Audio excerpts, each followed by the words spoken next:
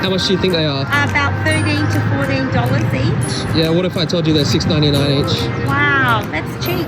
Hello. When I was a young nurseryman on a nurseryman's wage, I felt excluded because I couldn't go down to the local nursery and fill up a trolley of plants like this and have a beautiful garden because it was out of my reach. They were just too expensive. And in recent times, what's happened is 6-inch pots have risen in price to over $10. Now you pay $12, $14, $15 for just a simple 6-inch pot.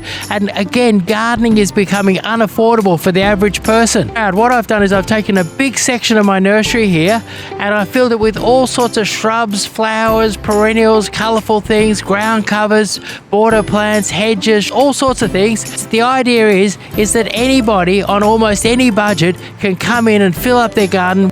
So we've got a beautiful range of plants for $6.99. You can fill up your whole garden, and bigger plants in 8-inch pots are only $9.99.